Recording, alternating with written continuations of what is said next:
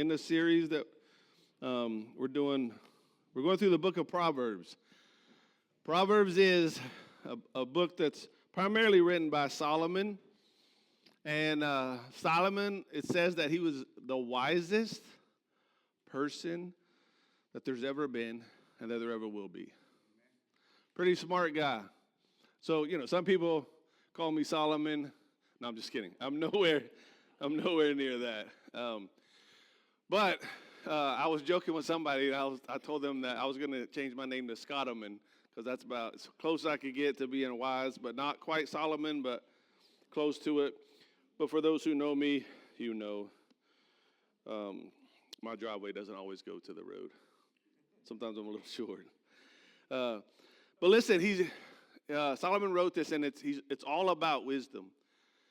And I was wrestling with, okay, we're going to do a Proverbs, and we do a chapter. If we do a chapter a week, there's 31 chapters in Proverbs.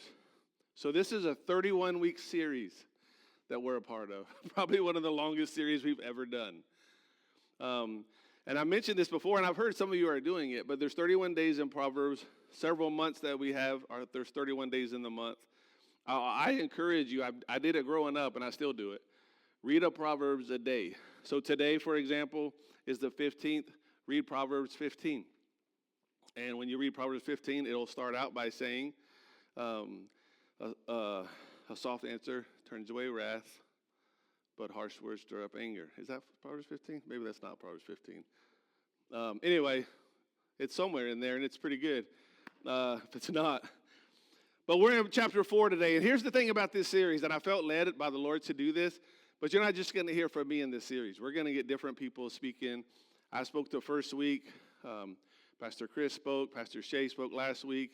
I'm speaking this week, and then we'll have someone else speak next week. There's just a lot of different things. We're going to have different people share the perspective of that chapter for Proverbs. So I'd encourage you to be a part of it, stay committed, and keep reading it because you'll continue to grow. Today we're going to read in Proverbs chapter 4, and we're going to focus on verses 20 through 27. And so let's go ahead and read those. My child, pay attention to what I say. Listen carefully to my words. Don't lose sight of them. Let them penetrate deep into your heart. For they bring life to those who find them and healing to their whole body. Guard your heart above all else, for it determines the course of your life. Avoid all perverse talk. Stay away from corrupt speech. Look straight ahead. Fix your eyes on what lies before you. Mark out a straight path for your feet and stay on the safe path. Don't get sidetracked. Keep your feet from following evil. So as we talk today, we're gonna talk about what it means to guard your heart.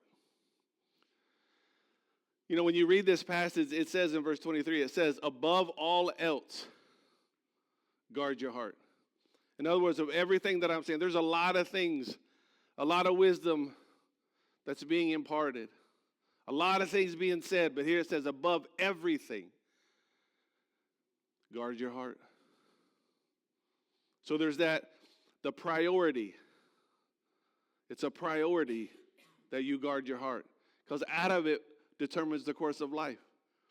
So that's the potential. There's priority and potential. The priority is you got to guard your heart. And the reason is because whatever is in there is what's going to come out. It's going to lead your life. So you have potential for it to be really good, or you have potential for it to be really bad. And it's all in what you allow to be part of your heart. Now, this isn't just a heart as far as the physical organ type thing. This is who you are. Everything about you. You got to guard it. You got to be careful. When it talks about guard, it means to watch over. Some translation says to keep. And it's to protect. These are all things that it's talking about. So when you think about a guard, okay, you think about a guard can stand at the gate. And here's what a guard does. It determines who comes in and who doesn't come in. If you go to a Panthers game, I don't know why you'd want to, but if you go to a Tampa Bay Buccaneers game, you have to have a ticket. And if you have a ticket, they let you in. If you don't, they don't let you in. So when we're talking about guarding your heart, what we're saying is let's do something and allow the Lord to help us to say we're going to let the good things in and we're not letting the other things in. What is of God and what is right, we're going to let in. What is not of God and what's not as right, we're not letting in. We have to guard it. And we have to remember, this is a priority. When I read this, I thought that right there is what I'm going to talk about in Proverbs 4, because it says above everything, guard your heart. Listen, everything is pulling for your heart. The enemy is trying to get your heart. The world is trying to get your heart. Everything's trying to pull at your heart and who you are and tell you who you are and who you should be and who you shouldn't be, and they're pulling at you. You have all these things coming at you every day to try to determine who are you. Because if you get it in there, that's what comes out. Whatever's in there comes out. So we have to make sure that we're very careful. And the reason we have to guard our hearts is because if we're not careful and we start letting things happen, it's going to get more difficult to stop, more difficult to change. Listen, when I was a youth pastor, and I took a bunch of teenagers, over 130, on a ski trip. Overnight, snow skiing. Listen, I grew up in Florida. I never snow skied in Florida. So I'm taking these youth, and I never got good at it because usually within the first hour, I had to take somebody to the emergency room. So I never got to ski much. But I remember when I first started skiing, I would get the skis, and let me go ahead and give some of y'all a little wisdom. Take a lesson. Don't think you can just figure it out on your own. But I was young, and I've always been very athletic and pick stuff up, but something about my feet, I can't skate, I can't ski. Anything that's primarily feet and balance, it's not me. And but I remember when I was first getting on what they call the little bunny slope, it's barely slanted, right? And I'm out there a little bit embarrassed because I'm out there with a bunch of 7-year-olds and 3-year-olds, and I'm like, oh. And if I started to move, I would just jab my ski poles in the ground, and it would stop me because I wasn't moving very fast. Now, I'm going to skip a lot of information, but I'm going to tell you, at the end of the day, I thought I could go down the biggest hill at the ski resort. And there's green, then there's blue, and then there's black diamonds. And I was like, why not? I had gotten pretty good at if I get too fast, I'd just fall. So I'd ski a little bit and fall. Ski a little bit and fall. I get to the top of this, and I was like, oh, that's straight down. And I was like, okay, I'm just going to go a little. I'm going to put my poles down. I'm just going to fall. I'm going to tell you what happened. I went to turn my skis just to try to get started. When you turn your skis, you won't have to get started. You are started. Because it's like this. So I was like, okay, that's how it was immediately. And I'm flying, and now I'm scared. I'm going too fast to fall.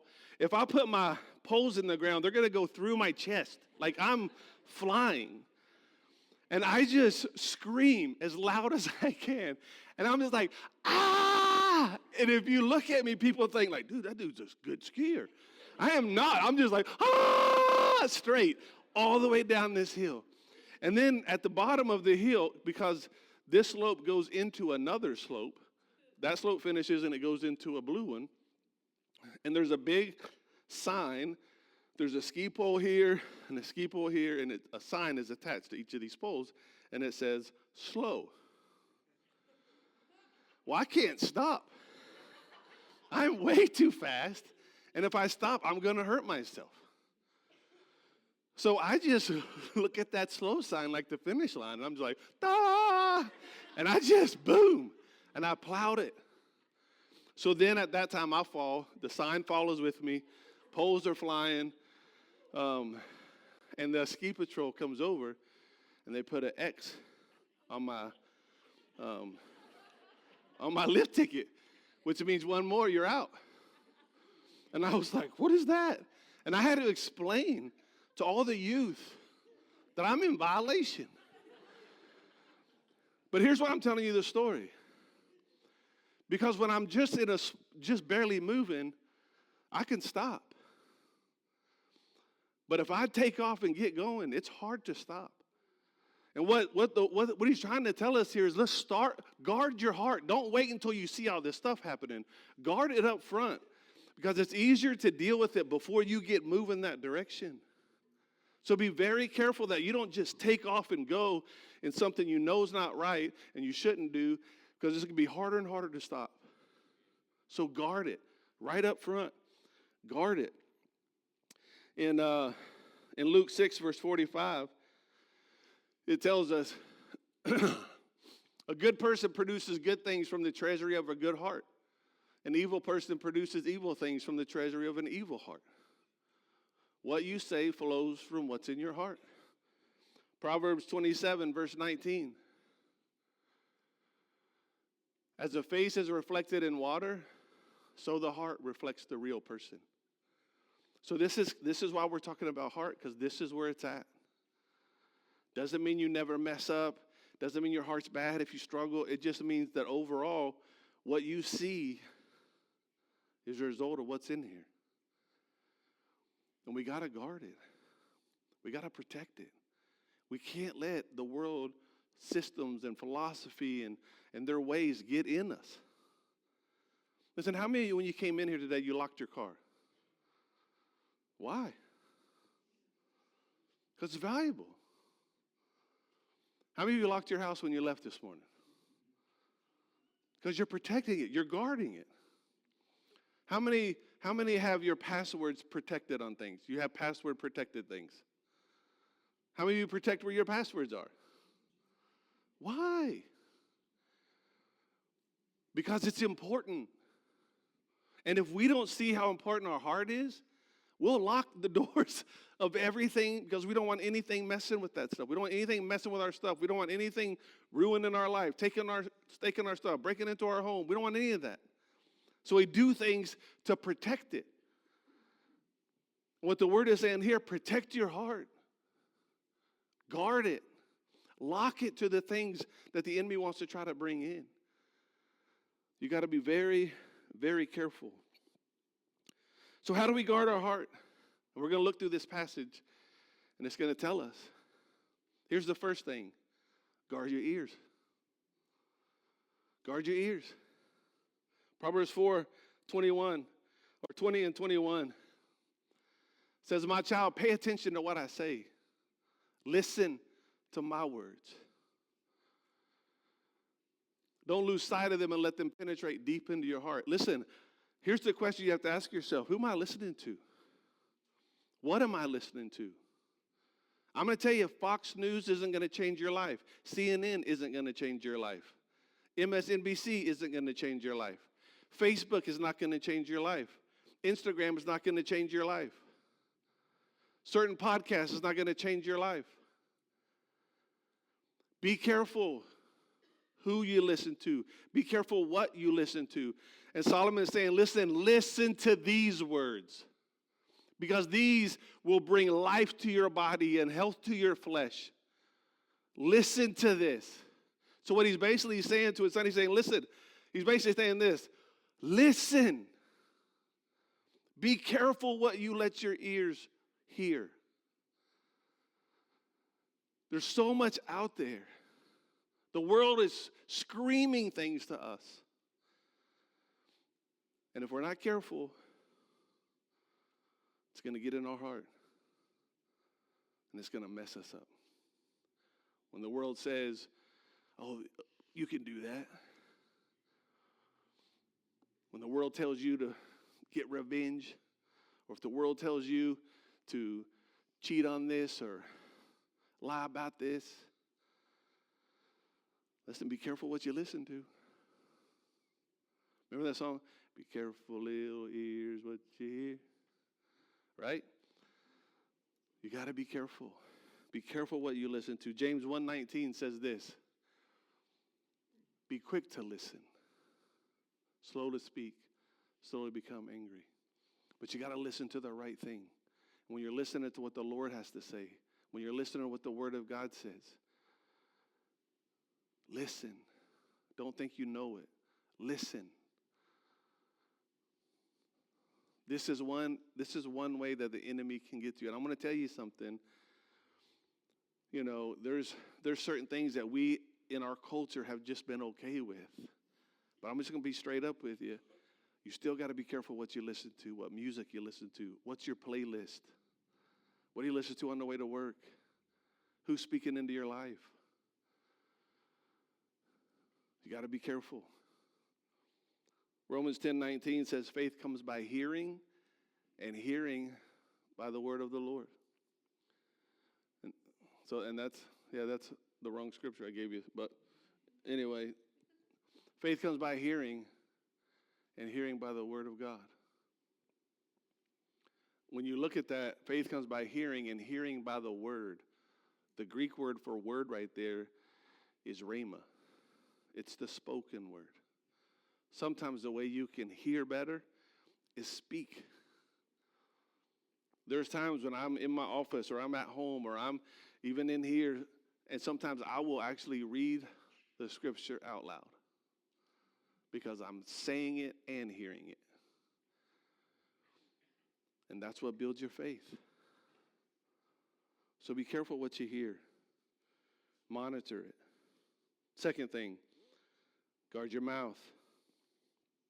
Verse 24 of Proverbs, it says, avoid all perverse talk. Stay away from corrupt speech. Listen, everything doesn't need to be said. There are things you need to learn to not speak. Be quick to listen, slow to speak. James 3 tells us our words have power. We need to be very careful. What are we saying? And I know that there's moments where we can be, listen, even here, I want us to be real. I want us to be open and honest with each other. But you still have to be careful. I've heard people say, man, I don't think God even cares. I've been praying and God doesn't even care about what I feel. And that's a real feeling at the moment. But the more you say that, the more you convince yourself of that being true. You got to be careful what you say. You got to speak words of life. When James 3 says, out of the same mouth goes blessings and cursing, it says it shouldn't be that way. It shouldn't be that way. Yes, are there things that we go through? Yes, and you can share with the right people. Hey, I'm struggling with this. That's not negative confession, it's honesty. But what I'm saying is, when Jesus said, the example, my soul is crushed with grief. He's in the garden and he's literally saying, this doesn't feel good. This hurts. My soul is crushed and these guys over here are sleeping. I added that part, but it happened. He didn't say that in the prayer. He's like, it's crushed. He was real and he was honest and he spoke about what he was feeling. And then he said, if this cup could pass from me. In other words, like, is there any other way? This is going to be tough. This is going to be challenging. That was a real feeling. And he really said it. But he didn't just say it and stop. Because then he said, but you know what? I want to do what my Father wants me to do. And it's not my will, God. It's your will. And he spoke that. Doesn't mean we can't speak when we're struggling. It just means that we don't just stay there. Also speak. Listen, I just lost my job. This is horrible. That's real. Be honest about it. But then remind yourself, but the righteous are never forsaken, and their seed are never begging for bread, and my God will supply all of my needs according to his riches. He's not limited to what I have to supply for me. He has his own riches he supplies for me. You can speak that and build yourself up. So guard your mouth. Guard what you say. Proverbs 13:3. Those who control their tongue will have a long life.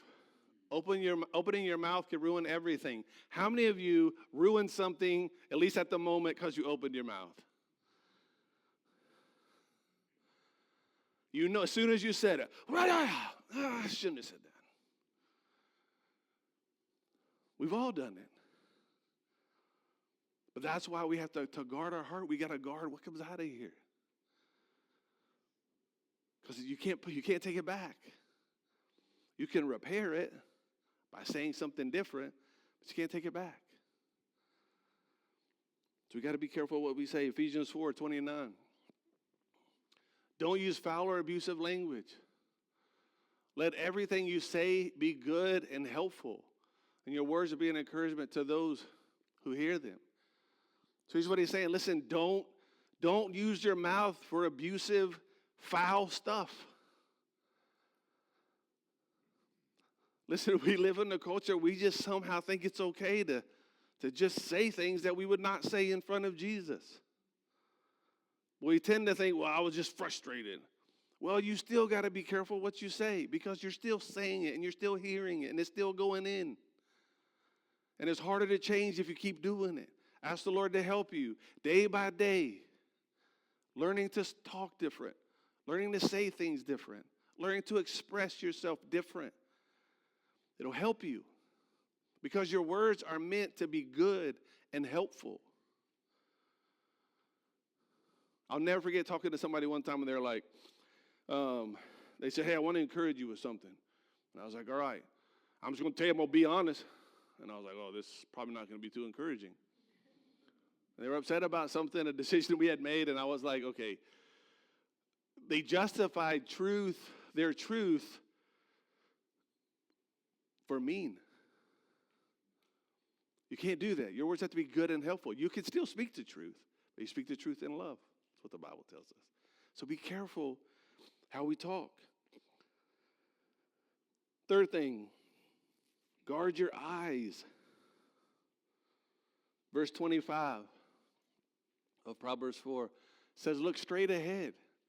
Fix your eyes on what lies before you. There's something about where you focus, because you will tend to go where you're looking. Listen, I've learned a lot over the years, but I remember a time, especially, you guys know I don't like to travel. I stopped and got a biscuit on the way here. I live 5 minutes away. Like, that's what we do, me and Zach. But I don't like to just drive long distances or fly long distance. I just don't. But when I do, I try to okay, enjoy the journey, Scott, enjoy the journey. So sometimes I'll just be looking around. And it always happens if I look over here that I end up going that way eventually.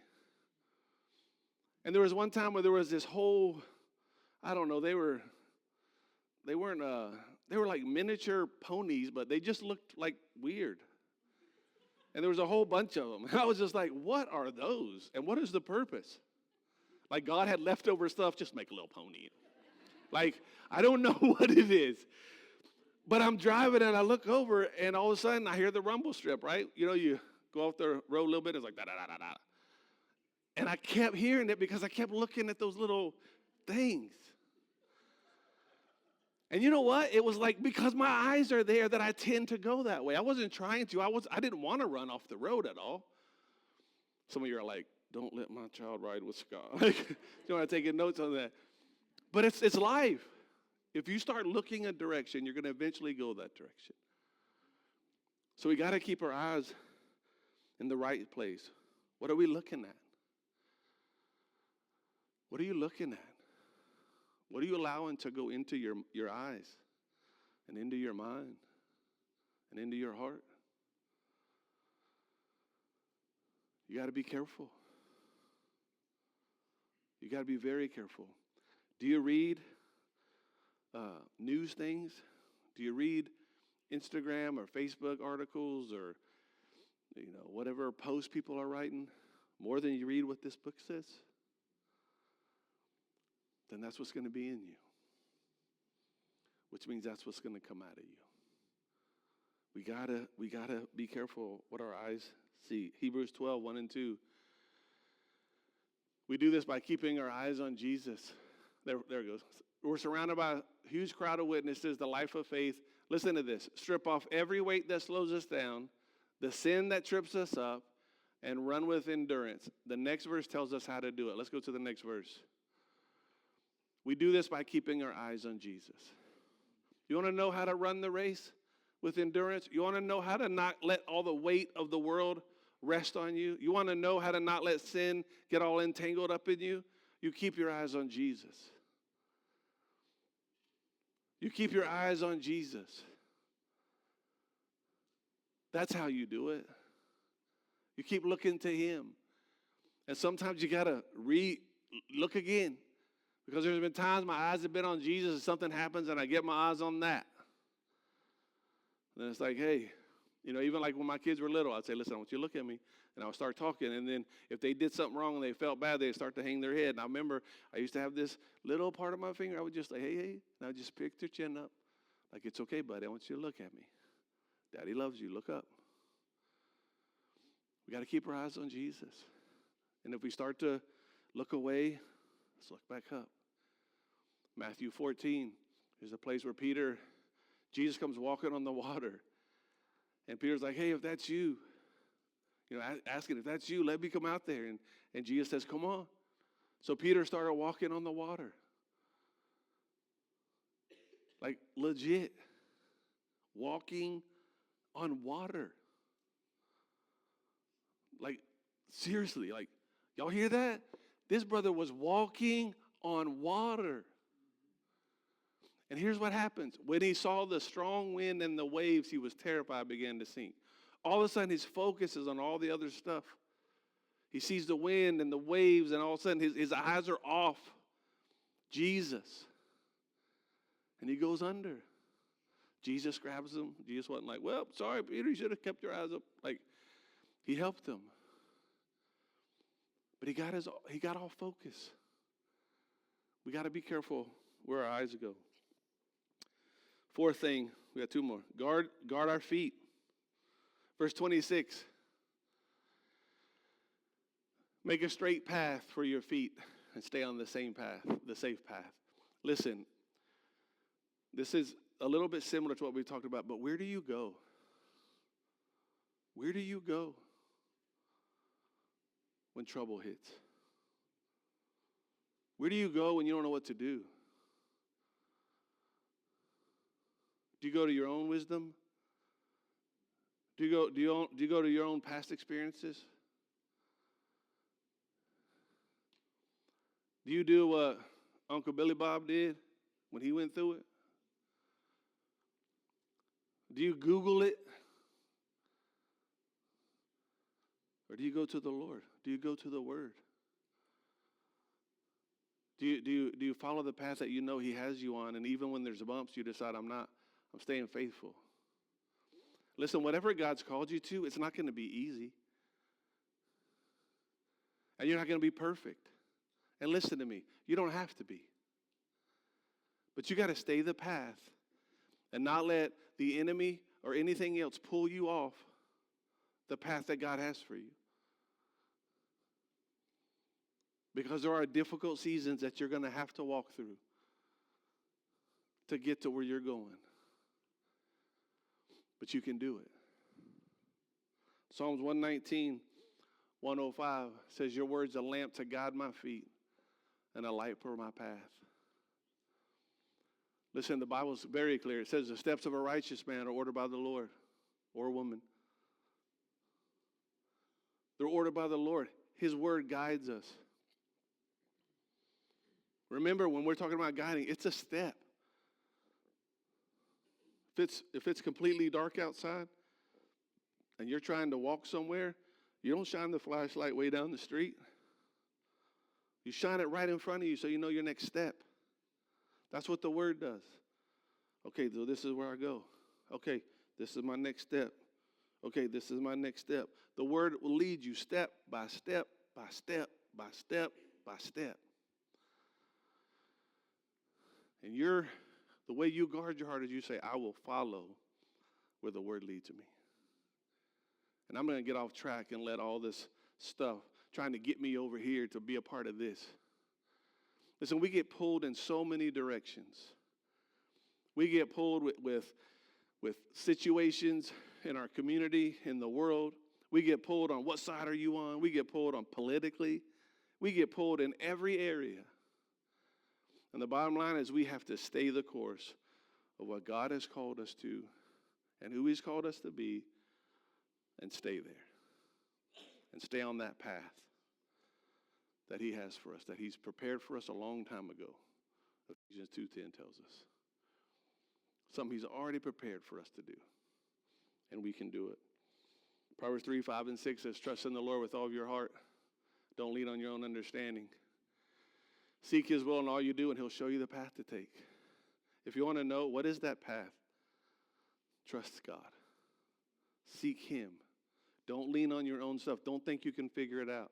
If I'm leaning on something, I'm leaning on this thinking this will hold me up. And God is saying, don't lean on your own stuff because it won't hold you up. Trust me. Seek me. And I'll show you what that path is. And when I show you, walk it. Because there's going to be the flesh side of you that wants to veer off. There's going to be the other side of you that wants to go this way or this way. Stay the course. And then the last thing, guard your focus. Verse 27, don't get sidetracked. You know, one of the things the enemy wants to do the most is if he can't just get you to follow his path, he'll try to slowly just get you diverted from the one that you're on. It may be just a small little thing that he can get you a little bit sidetracked. Listen, in our everyday life, it's easy to start working on something and you get sidetracked and do something different. And then pretty soon you're like, oh, I never finished that. Projects around the house, you're working on something else comes up, you start working on it, and then pretty soon, oh man, I forgot all about that. One little thing got you sidetracked. And it took you from the very thing that God has for you. This right here is where the devil works so hard. If he can get you wounded and hurt and angry, or he can get you frustrated or not believing that God's for you or whatever, man, he wins this little detour that you take and you get off focus and you miss it. You miss it. And don't miss it. Recognize. That's why the Bible says be self-controlled and alert. Alert. Because you have an adversary who prowls around like a roaring lion seeking to devour. And he can't just devour anybody. But he can devour those that are not fully connected and fully going down this path. And if there's any room, he's going to try. If there's any area that he could get, he's going to try. If he can get you to get angry, or if he can get you to, we've talked about this before, but if he can get you offended, or he can get you bitter, or he can get you discouraged, or he can get you hopeless, or he can get you whatever, listen, he is getting you off this thing. And if you want to guard your heart so the good things that's in your heart can flow, all the issues of life, if you want to guard it above everything else and that's your priority, you better be aware that the enemy is coming to get you distracted, to get you off focus. And as I was preparing this week, listen, I myself have been distracted. I myself have seen places where the enemy started to just mess with me. And it's easy to do. It's not like we try. We just end up one day like, how'd I get here? Why do I feel this way? I never felt that way. Why am I so discouraged? And I'm telling you, it's the devil. It's the devil. And my Bible says, if I submit to him, I just resist. The devil has no authority over you. None. That's why he can't get you sidetracked, but he can try to sidetrack you.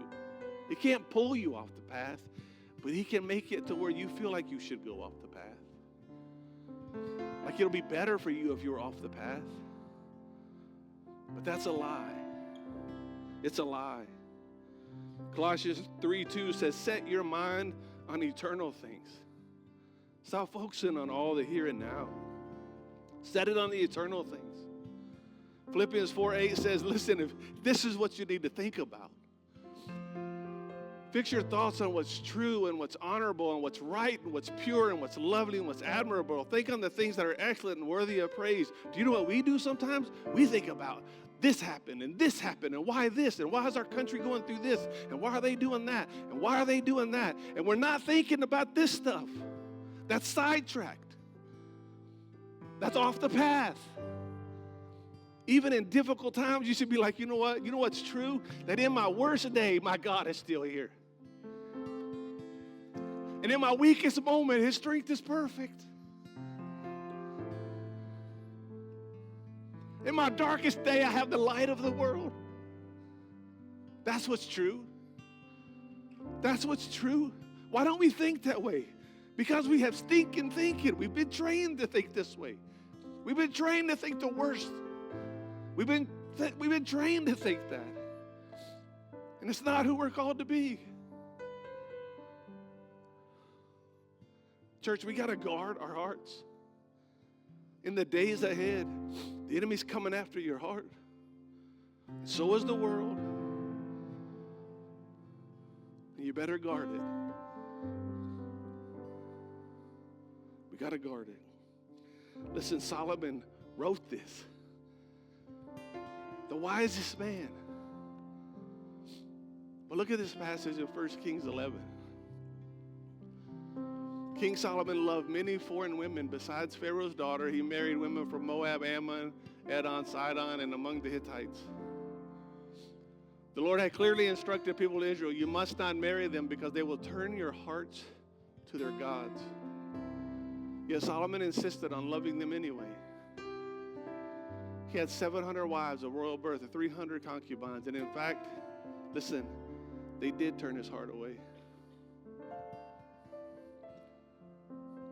And in Solomon's old age, they turned his heart to worship other gods instead of being completely faithful to the Lord his God. Listen, we have all this wisdom, but just knowing it doesn't do it. If you get around the wrong people and you listen to the wrong stuff and you look at the wrong stuff and you walk down the wrong path, no matter what you really want, you're going to end up like Solomon where your heart just gets pulled away when you know that you should guard your heart. When you know you have to be careful. When you know you shouldn't. All of a sudden, unintentionally, there you go. Little by little. Little by little. And your heart's away to other gods, to other stuff. And it happened to Solomon.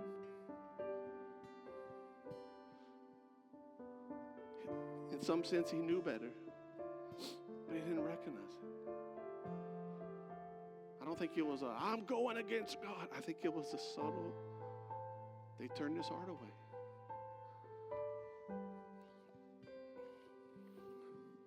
Listen, I don't know where you're at, but for me, getting my guard back up. And for you, you need to get your guard back up if it's not up. You need to be careful what you say and what you do and what you listen to and where you go. And don't let the enemy get you off track. And if you would say, man, my heart's a mess right now, then we're going to close with this. Psalms 51, verse 10.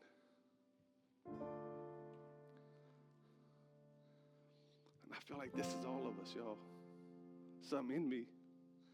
Feels like it's everybody. create in me a clean heart. Renew a loyal spirit within me. There's too much at stake. There's way too much at stake. We're the light of the world. We're the hope of the world, y'all. That's us.